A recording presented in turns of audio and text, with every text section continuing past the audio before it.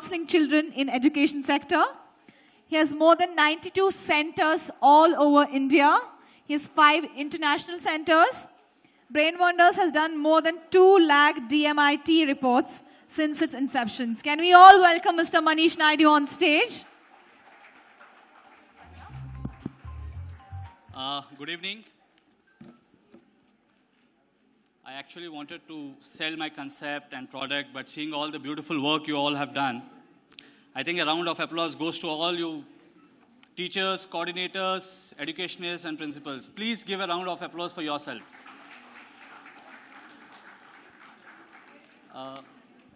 DMIT. How many of you are familiar with the word DMIT? Just one, huh? DMIT. DMIT. So DMIT stands for Dermatographics Multiple Intelligence Test. What we do is we solve your problems. What we do is we identify your problems. What we do is we identify the inborn talent of the child and ensure that the learning styles is conducive to the environment. There was a panel speaking out here which said, "Are kids happy? Are students happy?" How many of you feel that students in your school are happy because they identify the learning style at a very early stage? 3, 4, 5. Only 5 of the schools standing out here, sitting out here, are identifying their schools to be a happy school for their kids. 6. So I'll tell you what we do. We identify the child's potential. We do a biometric scanning. We identify the left and right brain dominance, learning style, strength, weakness, characteristics.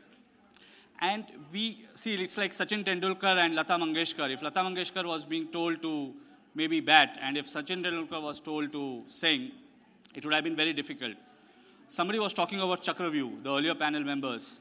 You need a Krishna to identify an Arjuna. But there are very few Krishnas available.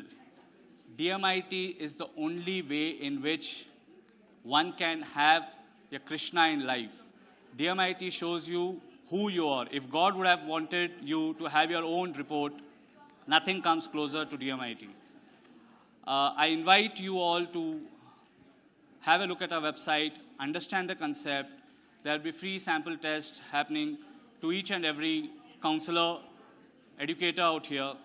And I would like to call upon Mrs. Sonal Seth, who is founder of Masti. The whole concept is based on DMIT, and it again solves your problem in terms of the preschool category.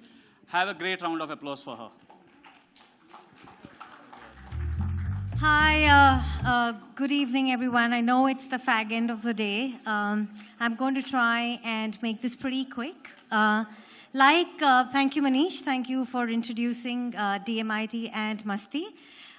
What we bring with Masti is a very unique concept of micro play school. And like it says, Ghar Ghar Mein Pathshala, the idea is to empower and make women independent within the confines of their own home. So that's at a very, very high level, the thought and ethos behind Masti Ghar Ghar Mein Pathshala.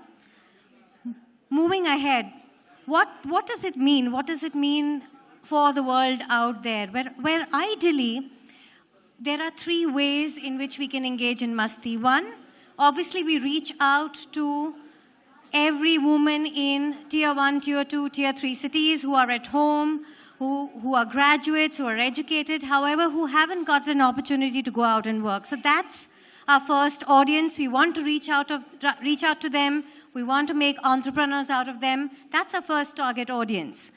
The other audience is what we bring the unique concept out to preschools and schools like yourselves. A lot of times, a lot of our schools don't have preschools within.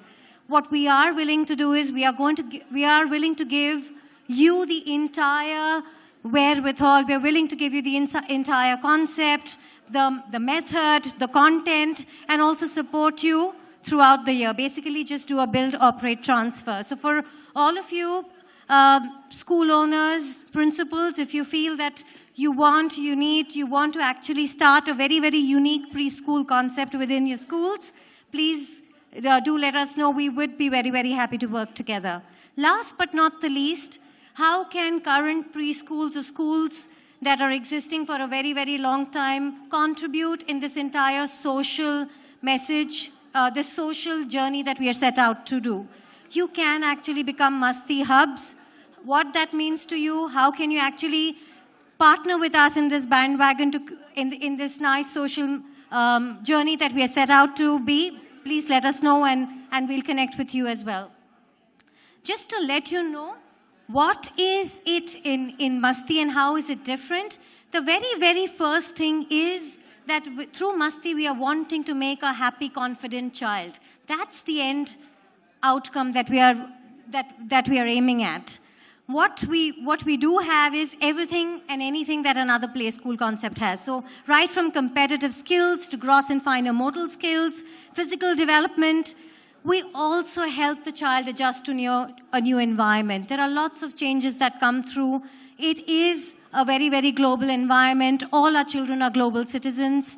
They keep on shifting, keep on moving. We keep on introducing them to new environments. Through Masti, we also teach them on how to adjust and not be very, very uncomfortable in these environments. We teach them about social skills, which is empathy and sharing. I did hear some great keynote speakers talking about how important it is to collaborate, build those social skills.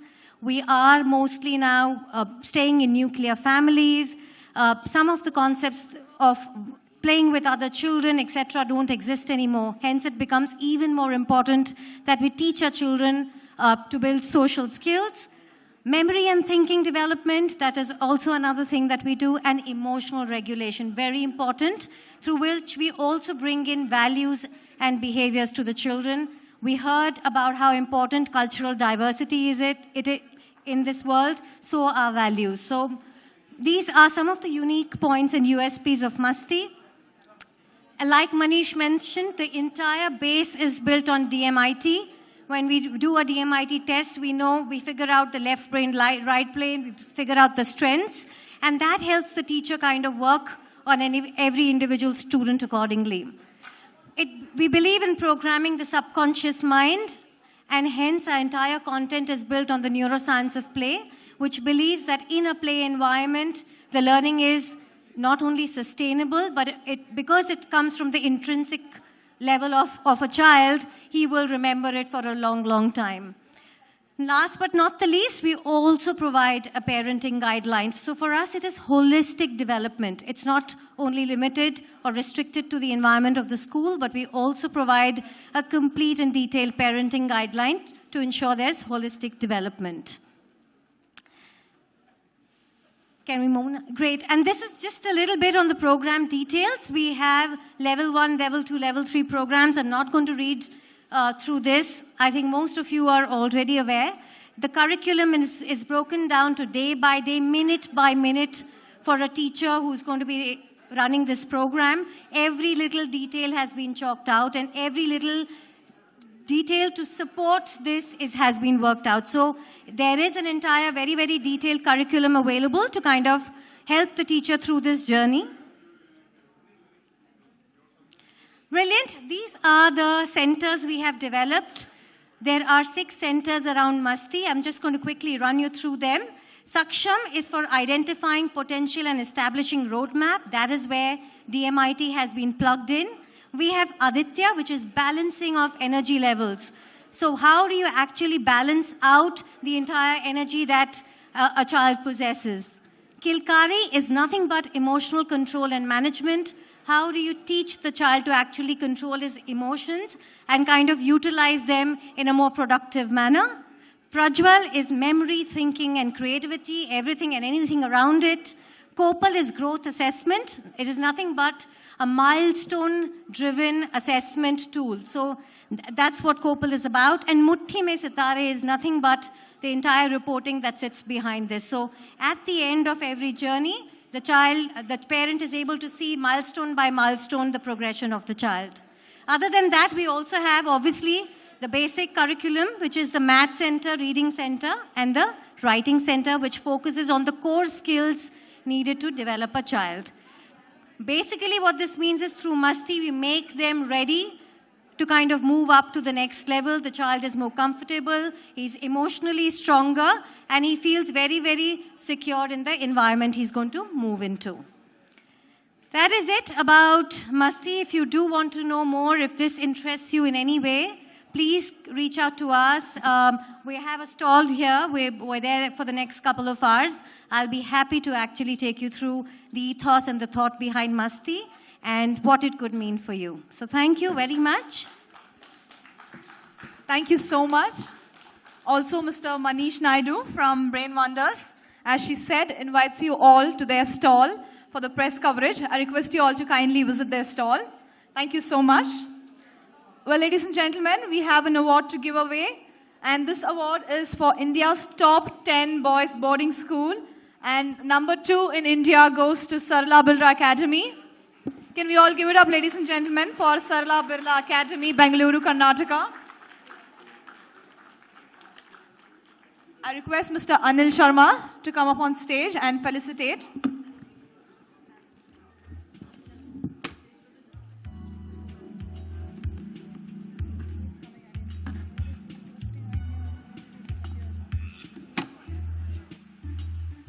Someone from Sarla Birla Academy. Sir, I would request you to kindly, I request the principal to kindly take away the certificates and the award.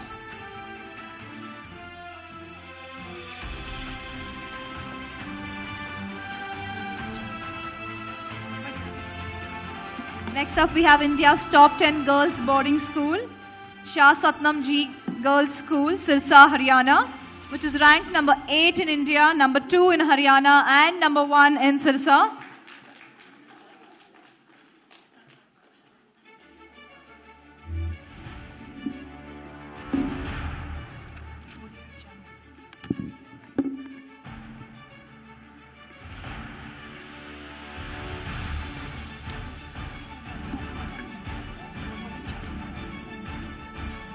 Thank you so much.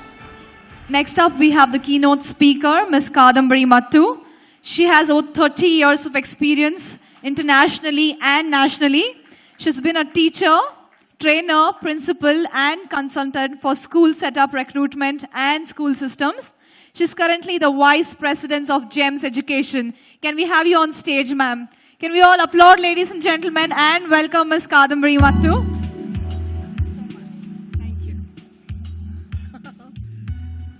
Good evening, everyone. Please, I'm not hard of hearing, so please let's have your voice. I'm here today because, not just because GEMS is sponsoring this show, but because one of the things that GEMS believes in is leading by innovation. Now, you can have innovation in many, many fields. For me today, the topic is augmented reality in the future of education. It sounds quite heavy, but it's not.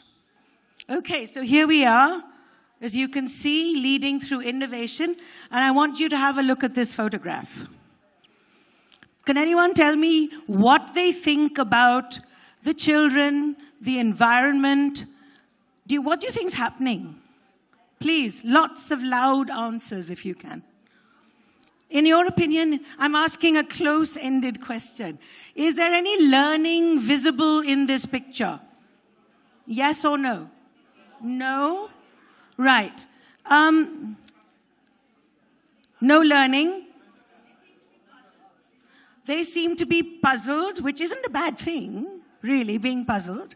But I don't think they want to be there. To me, that's what it looked like. Now, everyone says that, oh, because of the British, the legacy of the British, we ended up with rote learning and all of these very rigid practices. Now, I'm saying this was Britain. This is a British school around the Second World War.